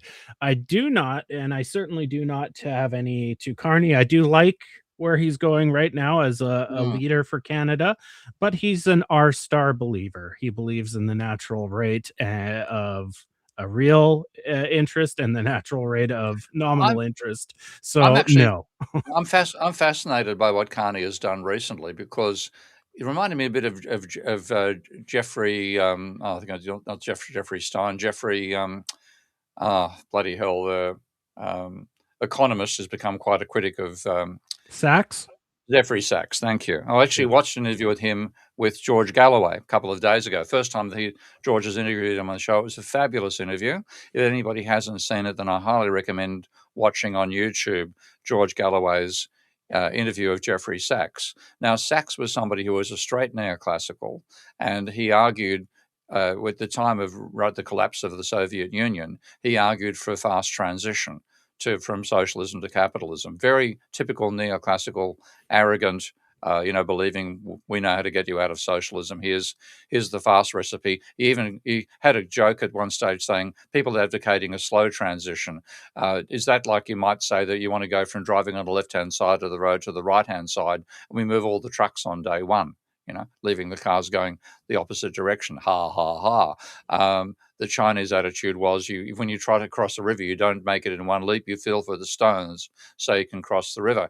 Well, what happened? Well, of course, the Russian transition was an absolute disaster. Millions of people died of starvation and the bloody thing. It led to the rise of the oligarchs. It led to Putin and all the corruption and so on behind that. So it's absolutely a travesty. But he also, working inside the State Department, he saw that the State Department had no interest in helping Russia make the transition from socialism to capitalism. They wanted to destroy a geopolitical rival. And so he's horrified and he's trying to block all those changes. And so what happened was he completely moved away from being an economist, the way he thinks about most things, to being a political strategist, and being far more sensible as a political strategist than he ever was as an economist. And now, if I had a hat on, I'd take it off in his honor, because he's done some brilliant work to attack the bastardry of the American political system on the rest of the world. So, more praise to Jeffrey Sachs for that reason. Similar for Keynes, he's a straight neoclassical. But first of all, you saw him talking about, when he went to China, saying quite deliberately, this is a new world order. And then in the speech that he gave in Europe, where he came out and basically said, we can't trust America. It was a remarkable political transformation. So I'm quite impressed with him as well, even though he's an R-star. I think he's becoming a star of the political scene for his courage to break away from the American hegemony. I think it's a combination of time too. So I think there's a bit of especially here in Canada. I'm not too sure about Europe, but because of Trump, there is a bit of a yearning for the statesman, and he's being a statesman right now. And he's made some tough decisions that have he's countered a lot of conservative positions here. So in Canada, liberals are center. I know it differs in other countries, the liberal parties, but liberals are considered somewhat centered here, and conservatives are conservative right here. And so he's disarmed to bring some unification, a lot of the conservative policies. So we had a mandate that all cars in Canada, I think it's by 2030 or 2035, had to be EVs. Now that's an ambitious goal set by Trudeau, and it's something I agree with. Although then we have to figure out our actual source power. It's still coal and all those dirty emissions. It does just kind of moves the problem somewhere else. But nonetheless, I like that. However, in the current climate, that's bad for the auto industry, because we have the thing going on with Trump, and so he just dropped it. And so he's making those hard because now, okay, that's a risk for him, for his supporters on the left. And so I just like that his approach is a unifying approach. We're not unified in Canada. There's still hard divisions, right? But it's refreshing in that sense. I don't agree. I'm not going to agree with all his policies. I think if from an environmental standpoint, he's not going to be the environmental liberal like Justin Trudeau was. But in a time of, you could call crisis, he's making the decisions that he believes in. And it goes back to why I know a lot of people hate George Bush Jr., but I look back at history, and he was subjected to 9/11, and he had to make a set of decisions that were statesman-like. Now, obviously, going into Iraq after Afghanistan, that man threatened my daddy. Right, that's literally his logic in that particular case. That's problematic, but I sympathize with the extreme stress he had under a crisis condition. So right after 9/11, to make decisions, and when you make decisions as a leader, you have to follow through with them sometimes, and sometimes you have to hold your ground a bit. I'm not saying you shouldn't think about making adjustments, being dynamic along the way, but there's times through history where that statesman type response, depending on what the crisis is needed. In this case, Carney is needed. Trudeau was a disaster in a situation facing Trump because of the power dynamics there. Trudeau is a feminist. Got no problem with feminists and that movement whatsoever. But when you have an adversary, which Trump is, there's a big power imbalance there. One, the US is massive compared to Canada from an economic and military standpoint. So we need a different adjustment. So the time is right for Carney in Canada. It won't always be right, but right now it's right. And I think that's why it's resonating for Canadians and some Canadians anyways.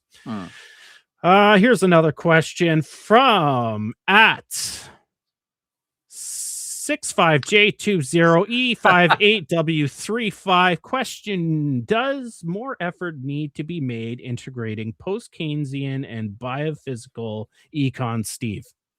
Yeah, it does. And like, this is one reason I wanted the question up here, because there's a specific way to integrate it that I created about 6 years ago. I haven't had a chance to follow through on it all that much.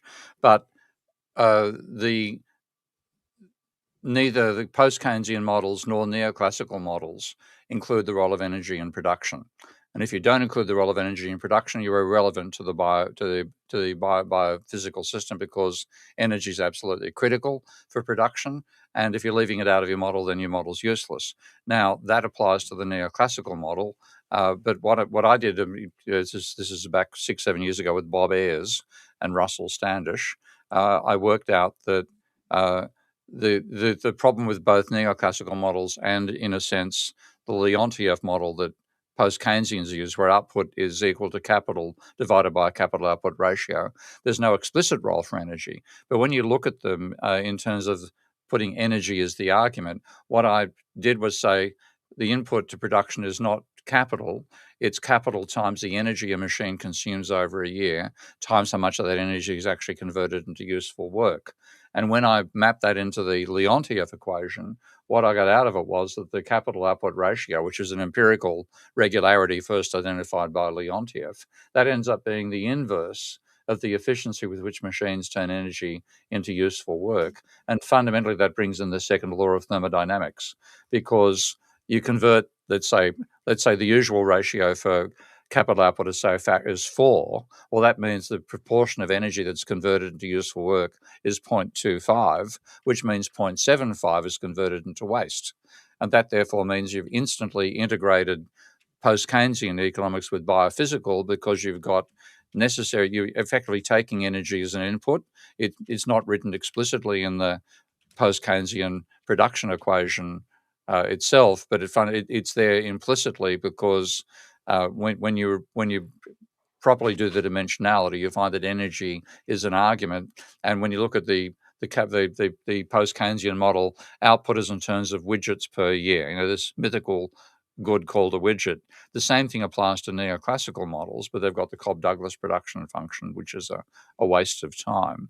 But when you put it in the post-Keynesian, the first approach to say the energy that we get out of GDP is equal to machines times energy times the capital, the efficiency with which machines turn energy into useful work. Then you divide both sides of the equation by energy, and you get widgets which are made using energy. The output of widgets is equal to the efficiency quotient times capital. So there's a tie-in directly between the post-Keynesian model and biophysical economics once you acknowledge the role of energy. So the tie-in is there. And then what you also get out of it, because it takes energy to create output, by the second law of thermodynamics, using energy to do work creates waste. That waste actually exceeds the order you create. So the fact that your coefficient for energy conversion is, say, between 0.25 and 0.33, says between 0.75 and 0.67 of that energy is waste energy, and you end up with waste in the biosphere and so on. So you've got a basic for combining the two, and then working with Matteo Scriselli and Tim. Tim's last name I've forgotten. It's embarrassing. But Tim Garrett.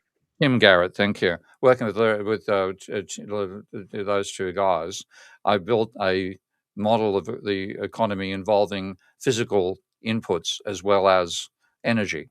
I haven't published it. That's still a report I've got done with the National Institute for Economic and Social Research in the UK.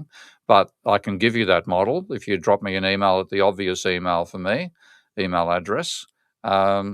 I might, Prof. Steve Keen is something to consider. Whack an email to that sort of address at popular site like Gmail.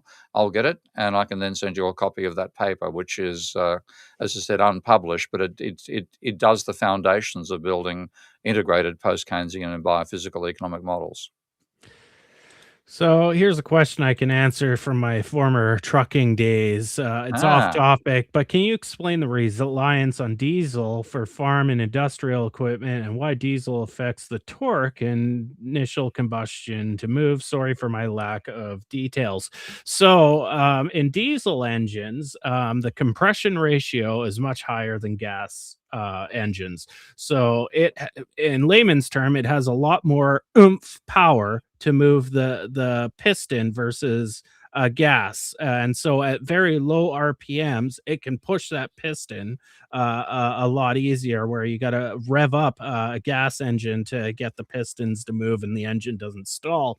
Also, diesel ignites a lot better, so you don't need spark plugs like you do in a gas engine. So the combustion chamber gets hot enough is when you spray with your injectors diesel fuel, it combusts a lot easier, and it's a far more efficient. The drawback is it's a lot dirtier. And so in the last 2 decades, especially in Canada, I'm assuming in Europe as well, we use what's called DEF fluid. And so the exhaust gets sprayed with this fluid, and what comes out isn't the old rolling coal, that black smoke at old diesel truck engines. It's clear, and it has almost a fruity smell. And so you have this container of DEF it's called, and now even petrol stations or gas stations will carry it, and you can fill this little tank up in the side of your truck. Even big pickup trucks have it now, and that kind of helps with that issue. But essentially, diesel fuel is far more efficient at combusting and providing that instant torque, low energy torque power that you need in vehicles like big trucks that are carrying heavy loads, farm equipment that's moving through mud very slowly and needs that slow instant power, versus gasoline where you're getting high performance, so you're looking for horsepower and speed, etc., and that you get gasoline's more efficient for that. But the drawback with gasoline is it's you don't get as much bite out of, per liter of gasoline. You don't get as much energy out of it, and then you need a spark plug system and all that, and a good timing system. But once that's all in place, then you can get high performance. So I hope that answers your question of why farm equipment still uses diesel. As electric technology really ramps up, and we're seeing electric farm field vehicles that can provide superior torque to even diesel, we'll probably see that. The big problem that I know American farmers are having, especially with John Deere, is it's all computerized now. So farmers used to be able to work on their own equipment, because farming's hard. You're out in the farms, way out in the sticks. There's not a dealership there, and so this is a big problem with John Deere monopolizing the industry with their computer. So now only a certified dealer can fix these problems, and so now they're finding ways to jailbreak these computers, farmers and whatnot. So the problem with me, this is my fear about moving into like electric farm vehicles, is you have individuals like Elon Musk saying, "Oh, here we go, yum yum yum," and I'll be the only one to service the electronic and computer algorithms for it. But eventually, the hope is that those will all be electric vehicles, have long battery lives, which is another constraint. You're working a farm field for 12 to 14 hours a day. You need battery life. And ultimately, too, the big problem is we need our power generation to be clean as well for any of these electric vehicles to really make a difference on the planet. Next question here is from, unless Steve, if you have anything to add on to the combustion of diesel Mate, engine. you're the expert there. You're going to like this. One time I actually put diesel of accident. I didn't check the pump properly in my little old car, and I went to pay for it, and I'd put diesel into my petrol car. It managed to make the 100 meters back home before it froze up completely. I need to get the damn thing professionally cleaned. That's about as much as I know about diesel. And apparently XDem is saying I am correct on my analysis. Now, keep in mind, I'm not a mechanic. However, being a trucker and a small trucker owner-operator, I had to work on my own trucks like a farmer to make things go. My first set of my very first truck had a computer in it, but most of the sensors I could swap out. I had a computer reader that I could just plug in under the dashboard. When I started leasing my more advanced trucks, I was stuck taking them to the dealership, and it was okay because it was included with the lease package, servicing and stuff like that. But nonetheless, that is a problem that we're facing. Ralph says the interest rate should be at 0. Ralph, I'd like to know, are you talking about the policy rate that the Fed sets? Because I have a differing opinion. I don't think the Fed rate should be at 0. It's we can look at all the asset bubbles that we've seen in the 2010s, and not that much economic growth was caused by those low rates. I would suggest that the policy rate shouldn't be moved all that much, but there isn't a natural rate, but depending on conditions and fiscal policy, there is a complementary way to approach interest rates. And in my opinion, that wouldn't be 0. Steve, your opinion? Look, partly the argument that it should be 0, I think it's likely to encourage speculative behavior by banks because if you're saying the policy rate is 0, you're saying the rate on bonds is 0. Okay, that's the effect. Okay.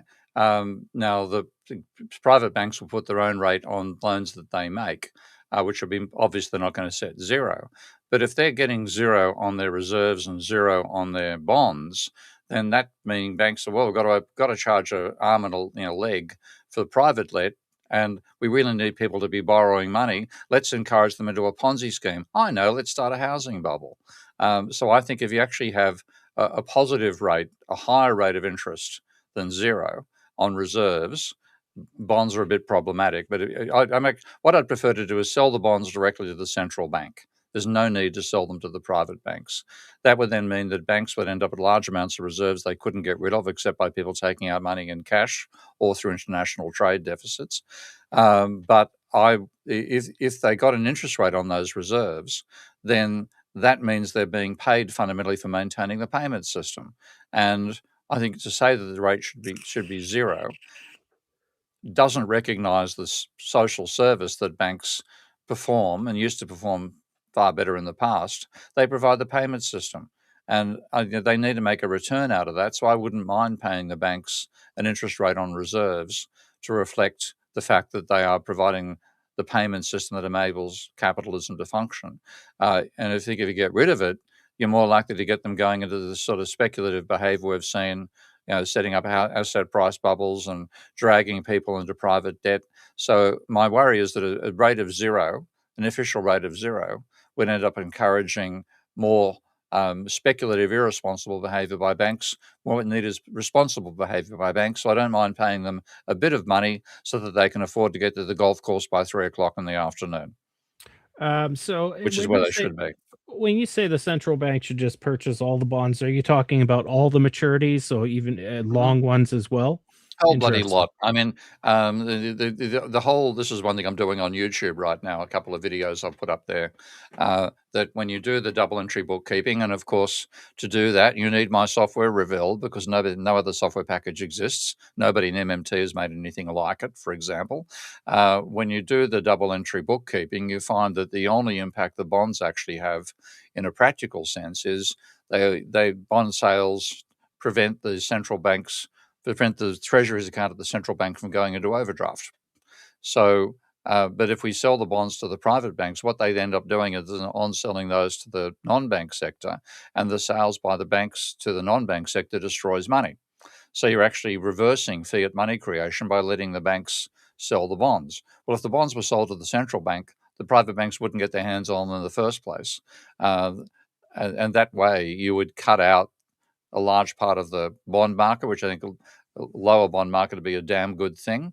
But equally, the bonds being owed by the central bank, then they could at various times decide to sell those bonds into the private sector to dampen economic demand, because you take money out of, you take a bit of money out of circulation, and then you pay, people get interest on that, on those bonds instead.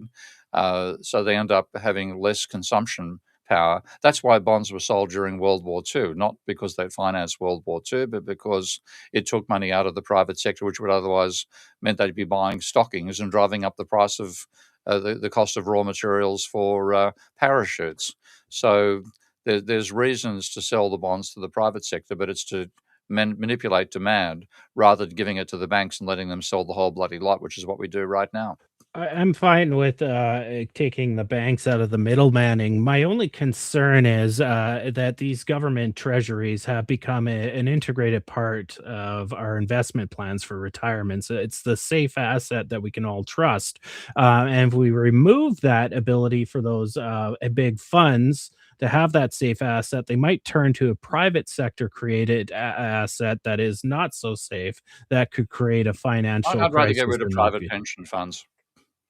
I think the fact we've privatised pensions is one of the mistakes we made in going to neoliberalism, because the state should provide the pension.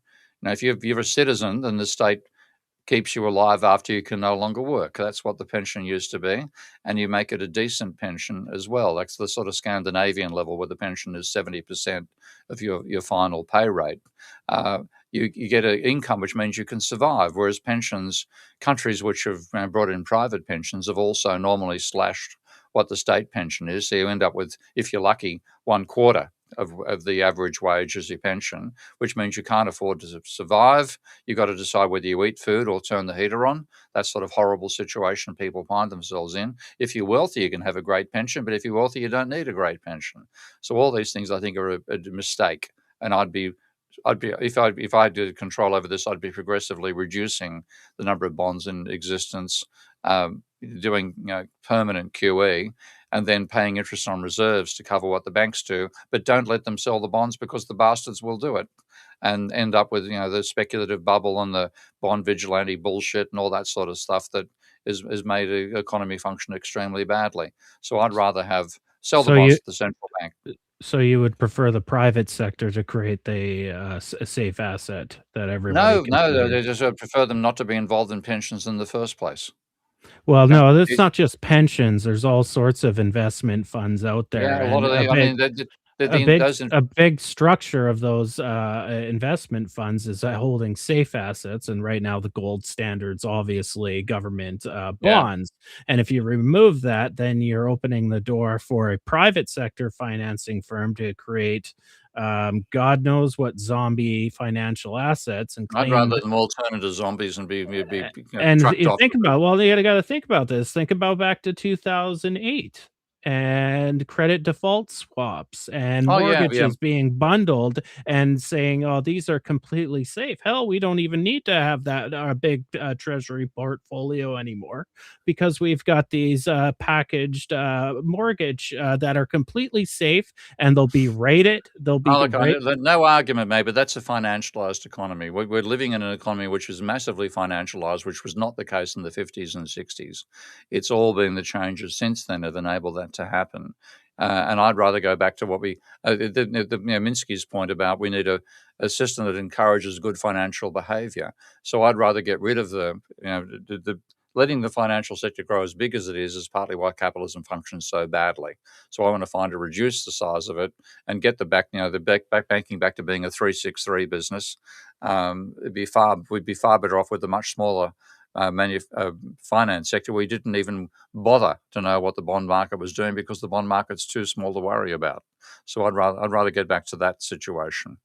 So call me a traditionalist. No, I can agree with the size of the financial sector, but I'm a bit of a realist, and I realize at this point the United States will never do Oh, yeah.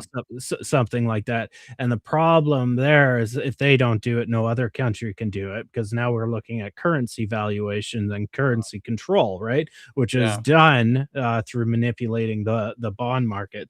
So that's where I'm at face value. Yeah, sure. Just mathematically, let's just let the treasury account go into overdraft. We don't even have to sell the bonds in the first place. We don't even have to. But the reality is our system set up in such a financialized way that would cause crisis and turmoil for one country to do it and not other countries to do it. It would have to be a unified global effort. Not necessarily that, but it's obviously going to cause a hell of a stink. That's the trouble, And I'm a realist as well. I know none of my ideas are going to be implemented. Period. I'm just used to that. But partially, it's like saying, partially I am saying what would be a preferable system, but I know it's not going to happen. But the large part of it is saying we've got far too financialized a system, and that we're going to pay for that mistake out of global warming more than anything else. So Ralph actually extended on other policies, how we could, encourage people to do other things. He says possible tax policies. My problem is with that in our democratic systems, to get anything done that affects, economic situations takes so freaking long. And that's why I've never been a big fan of saying, well, we can use fiscal policy and tax policy to control inflation versus manipulating the interest rate. And a fine-tuned tax and fiscal policy with directed spending and tax credit at specific, it would be great. And if you could adjust that on the fly fast enough, it's superior. But the reality is our political system isn't set up to be fast, right? And so that's my problem with using tax policy. And also, we have to understand that tax policy is behavioral driven. So, in my Keynesian model, it has a tax component, and I've been doing in sample tests to see how tax changes behavior. And I'm finding tax changing behavior is a long multi-year process, right? So let's say you have a tax on tobacco, buying tobacco to change people's behavior so they don't smoke and don't cause excessive problems with the healthcare system. That takes a long time. That takes a long time. So tax policy is about changing people's behaviors, and changing people's behaviors is a long time. And that's why the blunt tool of interest rates is as shitty as it is to try to make people unemployed so you hit a target inflation rate, which 2% is a bullshit. I wouldn't care if it's 5% myself, so long as wages are rising as fast and if not faster at the same time. I could care less, right? The 2% is an arbitrary number, and in fact, to get to that, you have to beat down employment to get to it through money. But that says we have a central banking system across the planet where it's fast and it's reacting month to month, right? So there's that fast, and it's a mechanical effect on the economy. It's not behavior. Your interest payments for firms or individuals goes up, you will spend less. And if there are supply or demand exertions in the economy, it can have a direct mechanical effect. It's not a behavioral effect. So that's my thing around tax, using tax as a policy. Well, you have behavioral legs, and that take a long time to work out. I've got to go, mate. I've got to record a podcast, so I've got to disappear. So leave you to it. Well, we can leave together. Everybody make sure you hit the like button, subscribe, hit the notification bell so we are together forever. We will be back next week. I'm finding the outro. Here it is. Bye-bye. Bye-bye. You are now relearning economics.